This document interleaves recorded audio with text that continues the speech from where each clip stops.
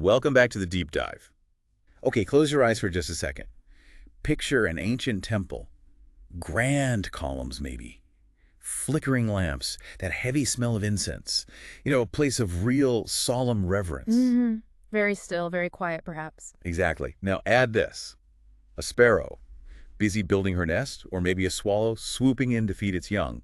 And they're right there, like nestled in the architecture, maybe even on the altar itself. Whoa. Yeah, that definitely changes the picture. Seems almost, well, impossible from our modern view, doesn't it? A bit messy, maybe. Right. A bit messy for such a sacred spot.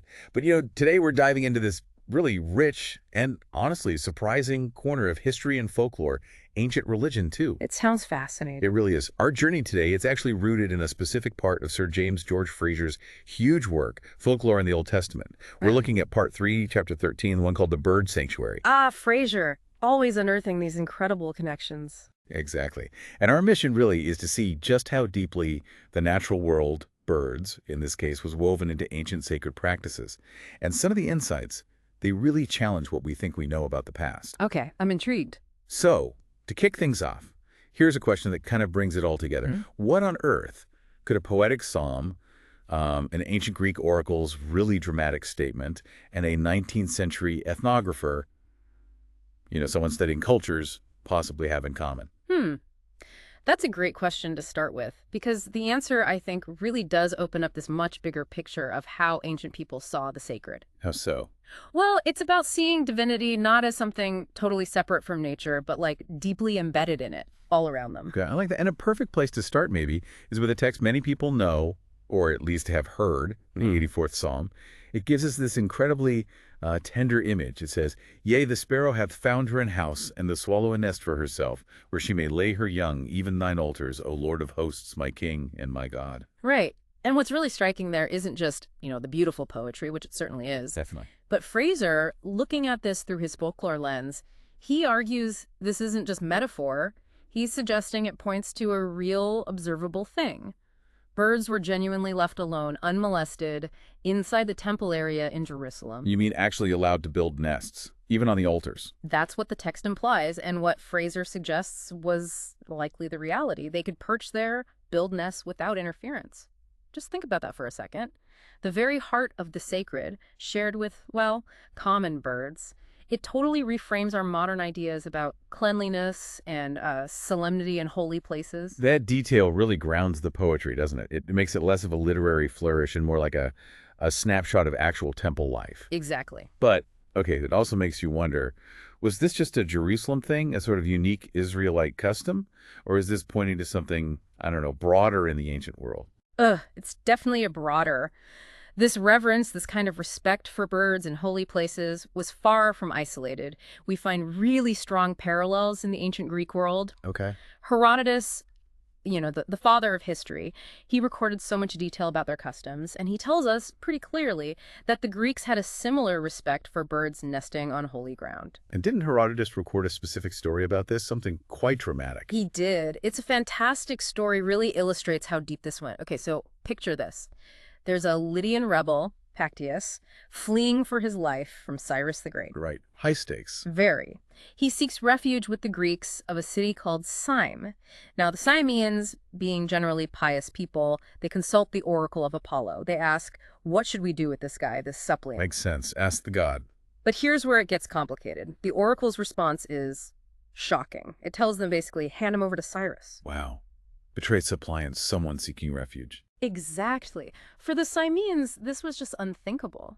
How could a god, Apollo, a protector, tell them to betray someone who'd put their trust in them, in their sanctuary?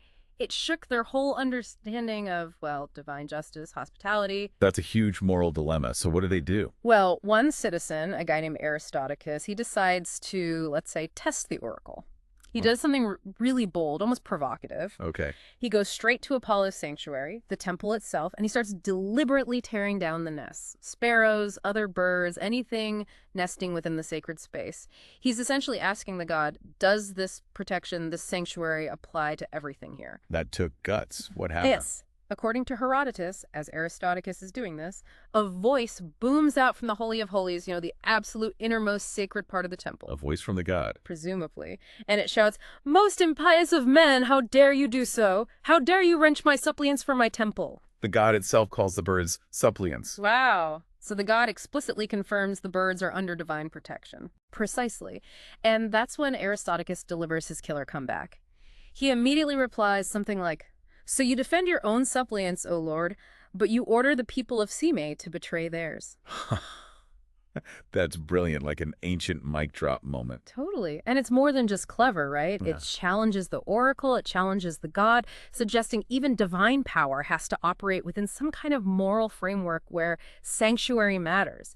It's almost like arguing for universal rights, not just for people, but for any creature seeking refuge there. That shifts things, doesn't it? From gods being arbitrary to maybe upholding some higher law. Exactly. And this whole idea, the sacred immunity for birds, it wasn't just this one story. We find other evidence too. Like what?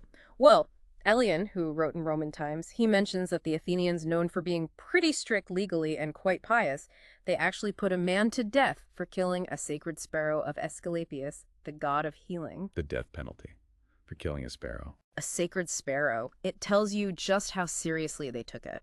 These weren't just birds. They were seen as connected to the god, part of the god's protected realm. Okay, that's intense. And wasn't there something about pigeons, too? Yes.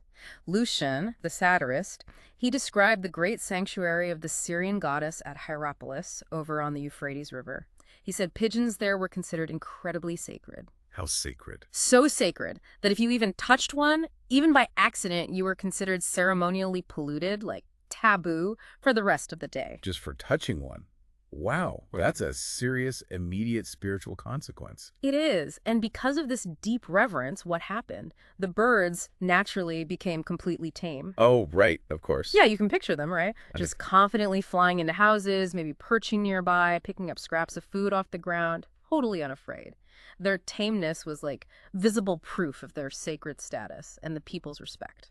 It paints this picture of a world where the divine and the everyday natural world were just much more mixed together. Absolutely. And it makes even more sense when you think about their buildings back then. How so? Our modern sealed-up houses are so different. Precisely.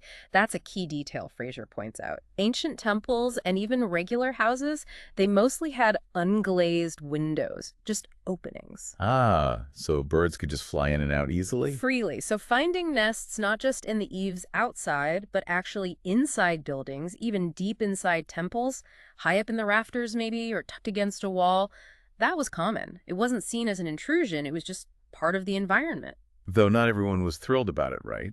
I remember reading about one of the early Christian writers. Ah, Clement of Alexandria, yes. He had a very different take. He wasn't impressed by birds in temples, was he? Not at all.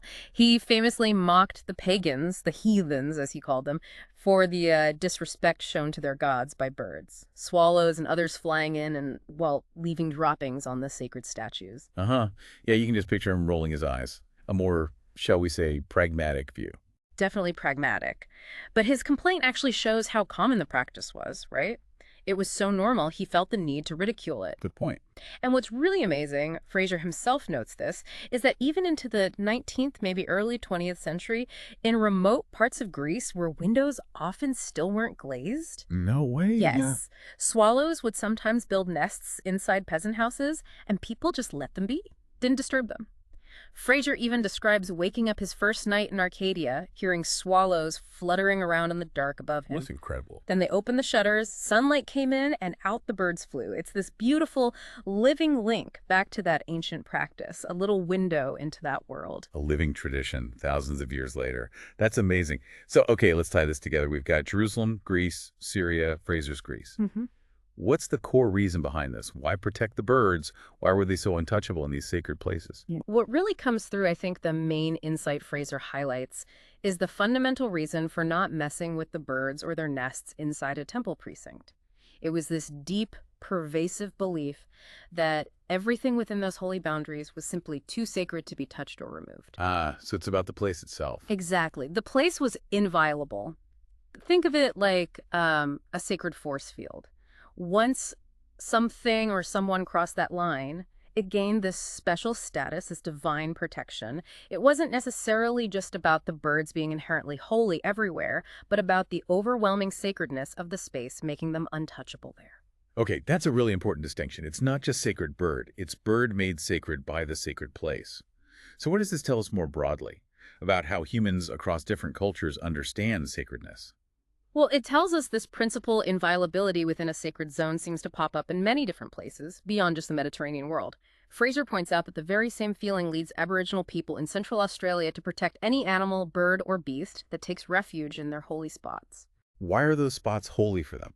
Because they believe these places, often rock formations with crevices, hold the precious spiritual relics of their ancestors. So, again, it's the sanctity of the place conferring protection on whatever enters it. This idea of sanctuary making things untouchable seems almost fundamental, a deeply human concept. It really feels profound when you put it like that. And connecting back to Jerusalem, this ancient idea, this of immunity for birds in the temple, Yeah. it actually gives a whole new, really quite tender meaning to a very familiar saying of Christ, doesn't it? It really does. If you think about the Gospel of Matthew, chapter 10, verse 29. The bit about the sparrows. Exactly. Are not two sparrows sold for a farthing, and one of them shall not fall on the ground without your Father? It's usually taken to mean God's deep care for even the smallest parts of creation. All right, God notices everything. But Frazer, with his understanding of these temple customs, he paints this incredibly vivid picture. He suggests, what if those words were spoken right there, inside the sacred temple area in Jerusalem, with the actual temple sparrows, the ones nesting maybe near the altars, just fluttering and twittering around the speaker in the sunshine, totally unafraid, totally at home. It brings it to life, doesn't it? Yeah. It makes the abstract idea of divine care suddenly very tangible, very real, connected to that living, breathing, ancient world. Precisely. It roots the saying in that specific bird-filled sacred space. What an incredible journey we've taken today, Right. seriously. From these hints in ancient psalms about birds nesting on altars, to that really dramatic story from Greece, the oracle defending its feathered suppliants, Yeah. and those accounts of sparrows and pigeons being treated as totally sacred in Syria, and then seeing that same thread pop up in Frazer's own time in Greece, and even in indigenous Australian beliefs. It all points to this incredibly profound, widespread respect for birds in holy places. Driven by that core idea, right? Inviolability. That anything within the sacred boundary was untouchable. Exactly. And what's really key here, I think, for you listening, is seeing how these apparently small details, birds in temples, how they can actually shed light on a much bigger cultural, religious, even ethical ideas. Yeah. It shows how connected human beliefs can be across huge gaps in time and space. These aren't just quirky, isolated customs. They reflect some fundamental, maybe shared human ideas about reverence, about sanctuary, about how we relate to the divine and the natural world. It really makes you rethink what a sacred space even means. Absolutely. So maybe think about that the next time you, I don't know, see a pigeon nesting somewhere unexpected on an old church, or maybe hear a familiar phrase that suddenly seems to have deeper layers. What other common sayings or beliefs we hold today might have these unexpected ancient roots? Roots and practices we don't even observe anymore, but which subtly shaped the world we live in. That's a good thought to ponder. We'll leave you with that one to mull over until our next deep dive.